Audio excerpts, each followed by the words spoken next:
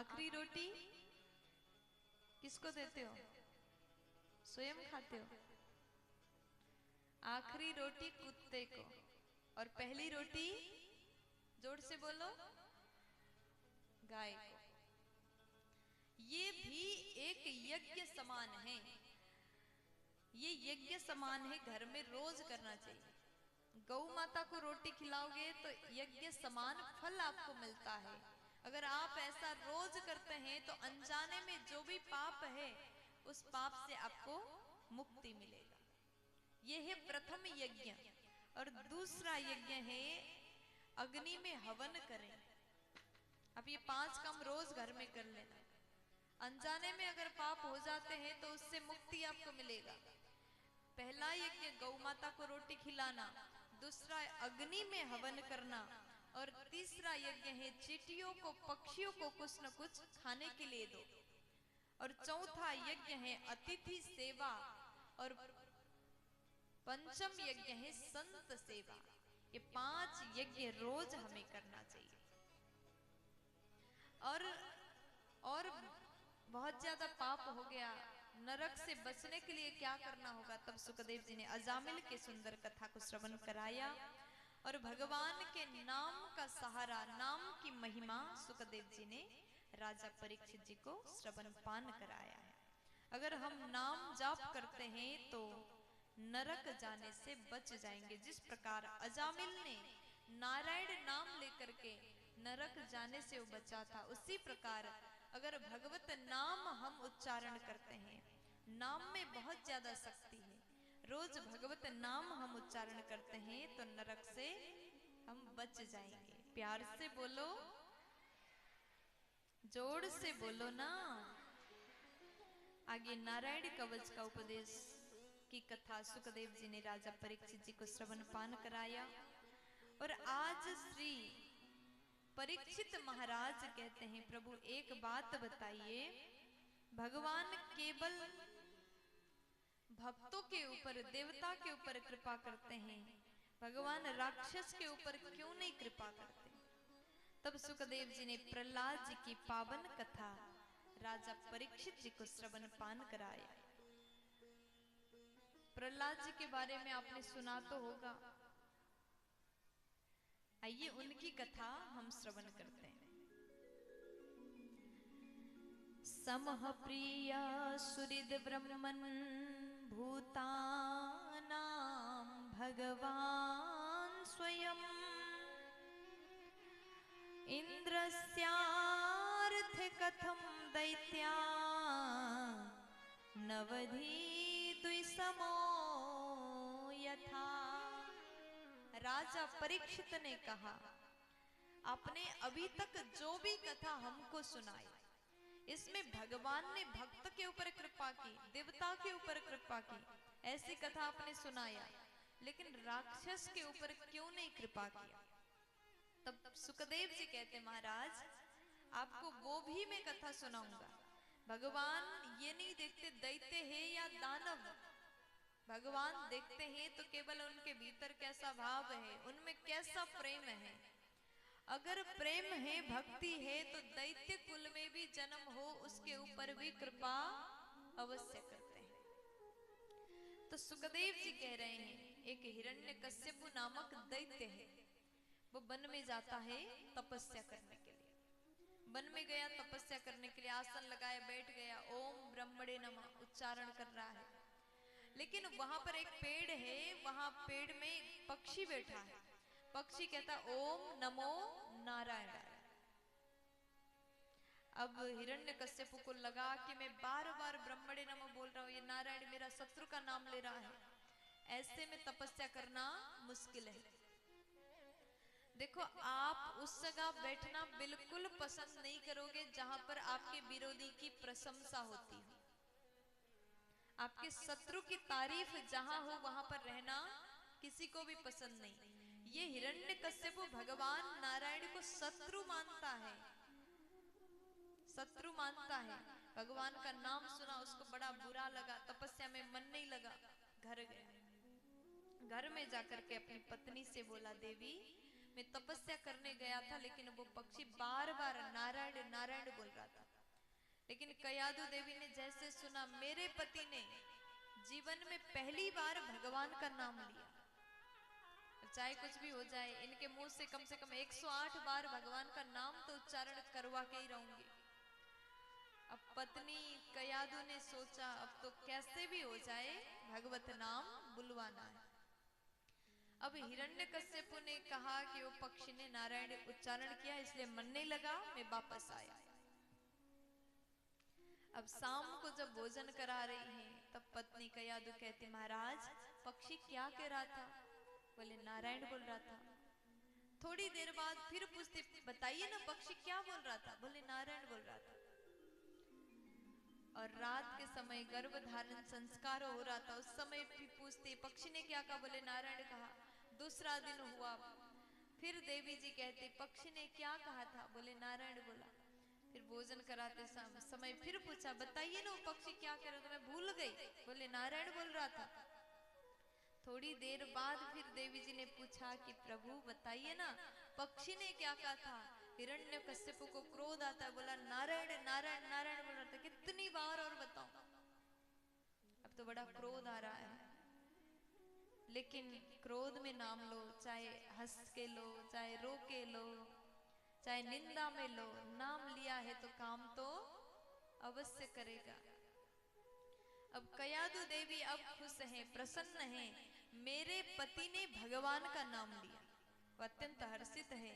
हिरण्यकश्यप फिर जंगल गया तपस्या करने के लिए, आसन लगाया बैठ गया। अब कठोर तपस्या करना है, मन बन गया, बैठा तपस्या कर रहा है, नेत्र बंद किया और ओम ब्रह्मणे नमः उच्चारण करने लगा। ब्रह्मा जी महाराज हिरण्यकश्यप के कठोर तपस्या से खुश हुए और दर्शन देने आए। अब जैसे दर्शन देने आए, हिरण्यकश्यप बैठा है, नेत्र बंद है। ब्रह्मा जी महाराज कहते हैं उत्तिष्ठोत्तिष्ठ भद्रम ते तपः सिद्धोऽसि काश्यप वरदोऽहमनुप्राप्तो ब्रीयतामीप्सितो वरः। आज हिरण्यकश्यप को ब्रह्मा जी कहते उत्तिष्ठो उत्तिष्ठ भद्रम ते, उठ जाओ, तुम्हारे तपस्या से मैं बड़ा खुश हो गया। हिरण्यकश्यप उठ जाता है। ब्रह्मा जी बोले बेटा वरदान मांगो। हिरण्यकश्यप कहता है कि ब्रह्मा जी बस एक वरदान दो, मैं अमर बन जाऊं। अब यहाँ ब्रह्मा जी कहते हैं कि देखो अगर तुम्हें अमर बना दूं तो कोई दूसरा भी तपस्या कर लेगा, कहेगा मुझे भी अमर बना दो। ऐसे सबको अमर बना दूंगा तो सृष्टि का नियम खराब हो जाएगा, बिगड़ जाएगा, इसलिए अमर तो नहीं बना सकता, कुछ और मांगो। तो उसके बाद ब्रह्मा जी से हिरण्यकश्यप कहता है मैं जो भी बोलूं, जो भी मांगू आपको देना पड़ेगा। प्यार से बोलो, जोर से बोल दीजिए ना। अब हिरण्यकश्यप कहता है जो भी वरदान मांगो आपको देना पड़ेगा। ब्रह्मा जी बोले ठीक है मांगो। तो हिरण्यकश्यप कहता है मैं बाहर ना मरूं, भीतर ना मरूं, दिन में ना मरूं, रात में ना मरूं, जल में ना मरूं, स्थल में ना मरूं, शस्त्र अस्त्र से ना मरूं, ब्रह्मा जी आपके बनाए गए सृष्टि के हर प्राणी से ना मरूं, देवता से ना मरूं, मनुष्य से ना मरूं, 12 महीनों में मेरी मृत्यु ना हो। अब ब्रह्मा जी बोले तथास्तु। अब हिरण्यकश्यप को लगा कि अब तो मैं अमर बन गया, मरने का कुछ जगह ही नहीं है, न भीतर मरूंगा, न बाहर, न दिन न रात, न जल न जमीन। अब हिरण्यकश्यप खुश हो जाता है। अब घर गया। अब यहाँ पर उस समय देवी कयादु के गर्भ में बालक था। उस समय माता कयादु ने सत्संग श्रवण किया था नारद जी द्वारा। धीरे धीरे समय बीत गया, बालक का जन्म हुआ। उस बालक का नाम है प्रहलाद जी। बोलिए प्रहलाद जी महाराज की। अब बालक थोड़ा थोड़ा बड़ा हुआ। अब हिरण्यकश्यप ने गुरुकुल भेज दिया पढ़ने के लिए, विद्या अध्ययन के लिए। 2 गुरु हैं संडा मर्क, दोनों को कहा कि दैत्य नीति बताओ। इसको ये सिखाना कि दुनिया के मालिक तुम्हारे पिता हिरण्यकश्यपु हैं। हिरण्यकश्यपु ने सब कुछ प्राप्त कर लिया वरदान, तो उसने सबको बड़ा दुख देना प्रारंभ कर दिया। हिरण्यकश्यपु के शासन में, राज्य में कोई भी भजन नहीं कर सकता था, कोई भी यज्ञ अनुष्ठान नहीं कर सकता था, पूजा पाठ नहीं हो सकता था, कोई कथा नहीं कह सकता था, सबको सजा देता था, दंड देता था। अब ऋषि मुनि बहुत ज्यादा परेशान थे। इसके घर में भक्तराज प्रहलाद का जन्म हुआ। राजा परीक्षित ने पूछा कि इतने पापी के घर में ऐसे भक्त कैसे आ सकते हैं। सुखदेव जी बोले, ये भक्त का जन्म वही नारायण नाम के प्रभाव से हुआ, इसने भगवान का नाम लिया था, इसलिए इसके घर में भक्तराज प्रहलाद का जन्म हुआ। प्रहलाद जी गुरुकुल गए, गुरु जी लोग पढ़ाते हैं, लेकिन प्रहलाद जी पहले से सीखे हुए हैं। गुरु जी दैत्य नीति पढ़ाते, लेकिन बैठ करके भजन करते। प्रहलाद जी अपने दोस्तों के साथ में भजन करते हैं। और एक दिन पिता हिरण्यकश्यपु आया, उसने प्रहलाद जी को गोद में लिया और पूछा कि बेटा तुमने पढ़ाई कर लिया, अध्ययन कर लिया, बताओ क्या क्या पढ़ लिए। तब प्रहलाद जी महाराज कहते हैं, पिताजी मैंने जो भी सीखा है बहुत अच्छा ज्ञान मुझे मिला, सुनिए मैं आपको सुनाता हूं। तो प्रहलाद जी कहते हैं, तत्साधु मन्ने सुरवर्य देहिनाम सदा समुद्विग्न धियाम सद्ग्रहात् हित्वात्मपातं गृहमन्धकूपम् वनं गतो यधरिमाश्रयेत। पिता हिरण्यकश्यपु ने पूछा, बेटा बताओ क्या पढ़ के आए। तब प्रहलाद जी कहते हैं कि पिताजी ये जो संसार है ना, ये तो अंधकूप है, आप जितना ज्यादा इसमें फंसोगे उतना ज्यादा आप बाहर निकल नहीं पाओगे। जिस प्रकार एक अंधेरे कुएं में अगर मनुष्य गिर गया तो उसको बाहर आना बड़ा मुश्किल होगा। जब तक उसे प्रकाश नहीं मिलेगा, जब तक उसे ऊपर खींचने वाले कोई व्यक्ति नहीं मिलेगा, रस्सी नहीं मिलेगा, तब तक वो बाहर नहीं जा सकता। उसी प्रकार इस संसार रूपी कुएं में अगर हम फंस गए तो बाहर आना मुश्किल है। कैसे बाहर आ सकते हैं? तब कहा, गुरु जी जब मिल जाएंगे और ज्ञान रूपी रस्सी होगा, प्रकाश होगा, तभी जाकर के हम बाहर आ पाएंगे। ज्ञान, सत्संग और गुरु, ये तीनों के माध्यम से संसार रूपी कुएं से हम बाहर निकल सकते हैं।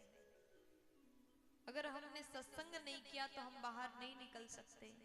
इसीलिए पिताजी ये संसार रूपी अंधकूप में मत फंसिए। अगर आपको बाहर आना है तो आप नारायण नाम भजन करिए।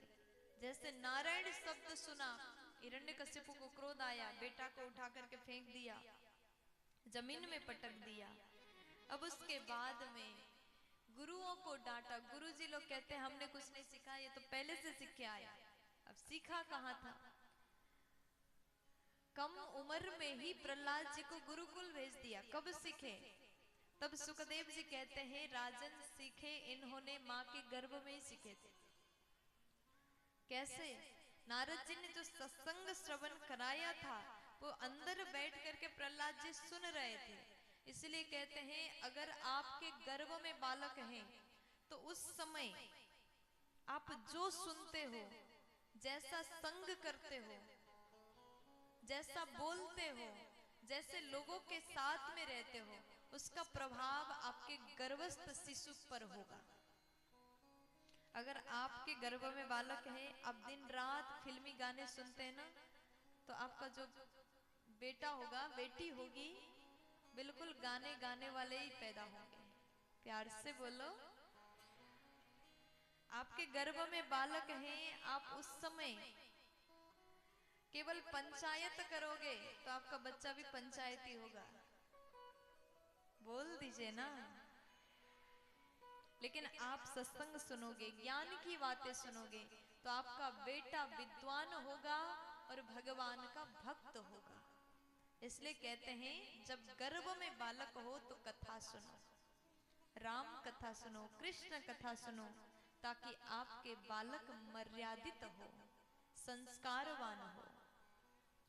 प्रहलाद जी को पूर्ण ज्ञान था क्योंकि इन्होंने मां के गर्भ से ही सब सुन लिया था।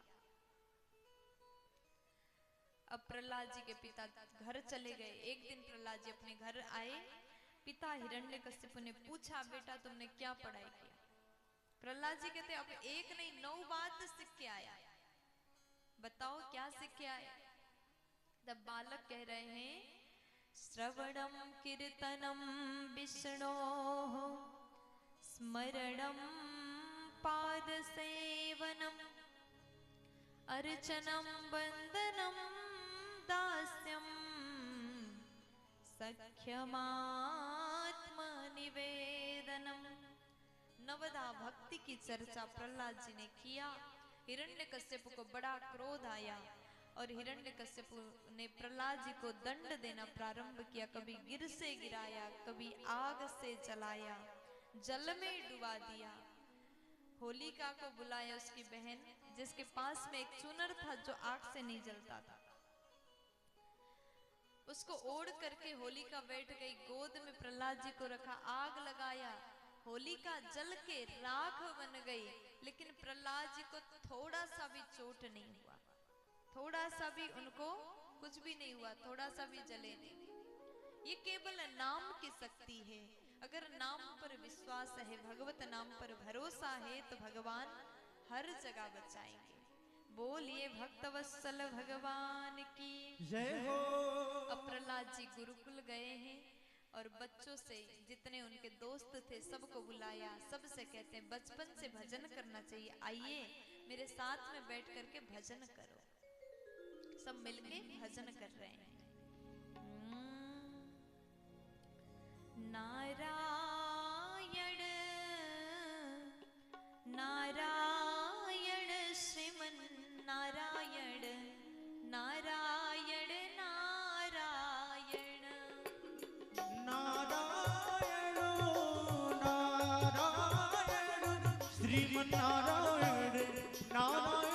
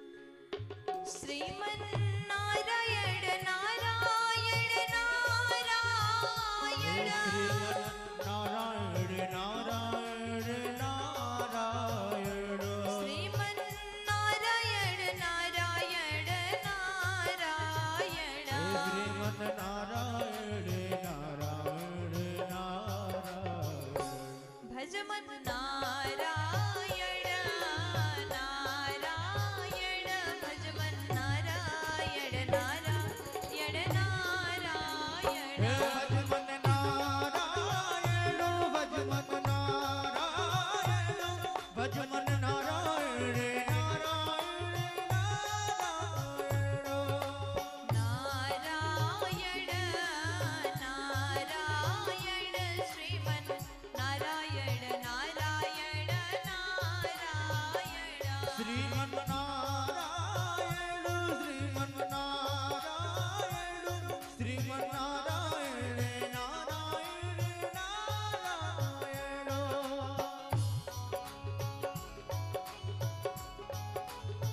देखो तालियों की सेवा करते हो सब लोग।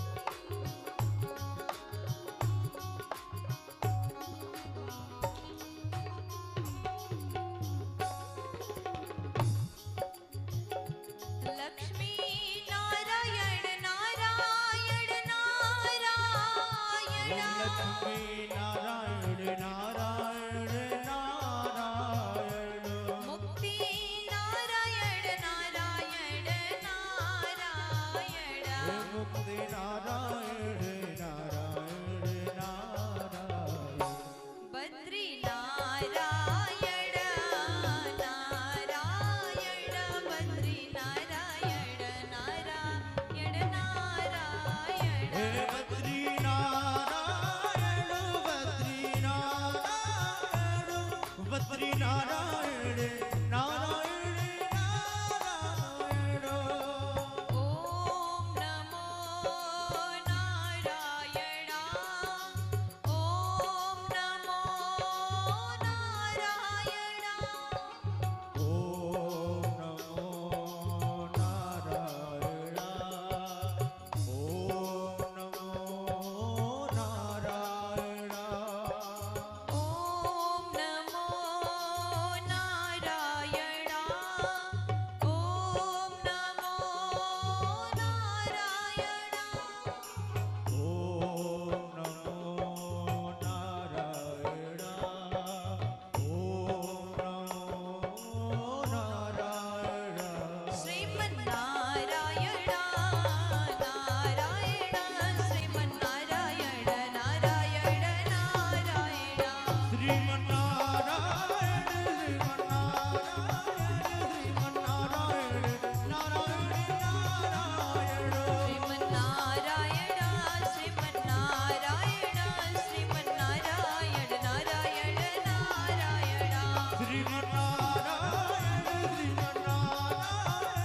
श्रीमन्नारायण नारायण नारायण और हिरण्यकश्यप ने मंत्री को भेजा।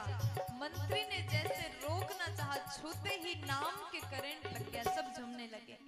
बोलो नारायण नारायण बोलो नारायण नारायण नारायण बोलो नारायण श्रीमन्नारायण श्रीमन्नारायण नारायण नारायण नारायण नारायण श्रीमन्नारायण नारायण नारायण बोलो नारायण नारायण श्रीमन्नारायण नारायण श्रीमन्नारायण नारायण नारायण बोलो नारायण नारायण नारायण हिरण्यकश्यप कहता है रोक दो। अब ये हमने नहीं कहा, हिरण्यकश्यप कह रहा है। जैसे उसने देखा मंत्रीगण भी झूम रहे हैं और उसको लगा कि नाम में तो वाकई में इतना शक्ति है, एक बार कोई भी जाकर के बैठ जाए उसको ये नाम का करंट लग जाता है और वो वहां से बाहर नहीं निकल सकता। इसलिए मुझे छूना नहीं है, दूर से ही चिल्लाना है, रोकना है। उसने जैसे रोका सब रुक गए। अब प्रहलाद जी महाराज खड़े हो गए, सब बच्चे खड़े हो गए। हिरण्यकश्यप ने कहा तुझे समझ में नहीं आती? कितनी बार मैंने समझाया मेरे शत्रु का नाम मत लेना, आज तक तू नहीं समझा। आज बता ही दो, बताओ तुम्हारे नारायण रहते कहाँ हैं? मैं भी मिलना चाहता हूँ। तब प्रहलाद जी के पिता ने जैसे पूछा, प्रहलाद जी कहते, पिताजी अगर आप देखना चाहते हो तो मेरे भगवान नारायण हर जगह रहते हैं, आपके अंदर भी हैं, मेरे अंदर भी हैं, बस आपको अगर देखने की इच्छा हो तो आपको भजन करना होगा, वो तो हर जगह रहते हैं। प्रहलाद जी विश्वास के साथ में कहते हैं, हर जगह मेरे भगवान निवास करते हैं। तो हिरण्यकश्यप कहता, आज मैं तुम्हारे नारायण को छोड़ूंगा नहीं, बताओ क्या इस खंबे में वो रहता है? प्रहलाद जी बोले, हाँ मेरे प्रभु तो इस खंबे में भी निवास करते हैं। तो हिरण्यकश्यप ने तलवार उठाया, भगवान को मारने के लिए जोर से खंबा को मारा, तो भगवान नरसिंह रूप में प्रकट हो जाते हैं। बोलिए नरसिंह अवतार भगवान की जय हो। और जैसे भगवान प्रकट हुए, गर्जना करते हुए आ रहे हैं, हिरण्यकश्यप देख करके भागने लगा, पीछे पीछे भगवान गए, पूरे दिन भर युद्ध हुआ और संध्या काल में भगवान ने अपने गोद में हिरण्यकश्यप को लिटाया। हिरण्यकश्यप को कहा कि बेटा अब तो तू मरने वाला है, लेकिन यहाँ पर हिरण्यकश्यप कहता, कैसे मारोगे, मेरे पास तो वरदान है, मैं नहीं मरने वाला। भगवान बोले, बताओ कौन से वरदान है? हिरण्यकश्यप बोला कि दिन में नहीं मरूंगा, रात में नहीं मरूंगा। भगवान बोले, ये न दिन है न रात है, ये तो संध्या काल है। हिरण्यकश्यप कहता है, मैं बाहर नहीं मरूंगा और भीतर नहीं मरूंगा। भगवान बोले, बेटा इसलिए बीच दहलीज पर हम बैठे। और फिर हिरण्यकश्यप कहता है, मैं जल में नहीं मरूंगा, स्थल में भी नहीं मरूंगा। भगवान बोले, न जल है न स्थल है, ये तो मेरा गोद है, यहाँ तो तुम मर लोगे। और उसके बाद में हिरण्यकश्यप ने कहा कि हम देवता से नहीं मरेंगे, मनुष्य से नहीं मरेंगे। भगवान बोले, न मैं देवता हूं न मैं मनुष्य हूं, एक बार अच्छे से मुझे देखो। जैसे देखा कि चेहरा तो सिंह का है, शरीर नर का है, मनुष्य का है, इसलिए भगवान का नाम नरसिंह है। फिर कहता है, रात में नहीं मरूंगा, दिन में नहीं मरूंगा, ये संध्या काल है, अस्त्र शस्त्र से नहीं मरूंगा। भगवान बोले, तुम्हारे लिए मैंने नाखून बड़ा किया। हिरण्यकश्यप कहता है, 12 महीने में नहीं मरूंगा। भगवान बोले, तुम्हारे लिए मैंने विशेष करके पुरुषोत्तम महीना बनाया। अब तो समस्त संपूर्ण जो वरदान हैं वो खत्म हो गए। अब हिरण्यकश्यप कहता है, देखो ब्रह्मा के सृष्टि में किसी भी जीव से मेरी मृत्यु नहीं होगी। तब भगवान बोले, बेटा ब्रह्मा मुझे नहीं, मैं ब्रह्मा को बनाता हूं। अब तो पूरे वरदान खत्म हो गए, पूरे वरदान फेल हो गए। तब भगवान ने अपने नाखून से हिरण्यकश्यप के उदर को, पेट को फाड़ा। जैसे फाड़ दिया, हिरण्यकश्यप का उद्धार हो जाता है। बोलिए भक्तवत्सल भगवान की जय हो। नरसिंह अवतार भगवान की जय हो। अब जैसे हिरण्यकश्यप का उद्धार हुआ, भगवान बोले, बेटा वरदान मांगो। प्रहलाद जी बोले, बस आपके चरण में मेरा भक्ति लगी रहे, यही वरदान चाहिए, और मेरे पिताजी का आप ध्यान रखिएगा। भगवान बोले, बेटा जिस कुल में तुम जैसे भक्त का जन्म हुआ, उसके एक तो क्या 21 कुल तक कर जाते हैं। तब उसके बाद में सुखदेव जी कथा सुनाते जा रहे हैं। प्रहलाद जी महाराज ने स्तुति किया, भगवान ने सुंदर प्रेम दिया प्रहलाद जी को, और राज्याभिषेक करके अंतर ध्यान हो जाते हैं। अब प्रहलाद जी राज्य चला रहे हैं। आगे अन्य लीला कथा सुखदेव जी ने राजा परीक्षित को सुनाया। और आज भगवान श्री कृष्ण जी का जन्मोत्सव भी हम मनाएंगे। पहले राम जी का जन्मोत्सव मनाएंगे, आज तो खूब सुंदर उत्सव आपके सिरसिया में हम लोग मनाएंगे। एक बार जोर से बोलो, ऐसे नहीं, जोर से बोलो ना।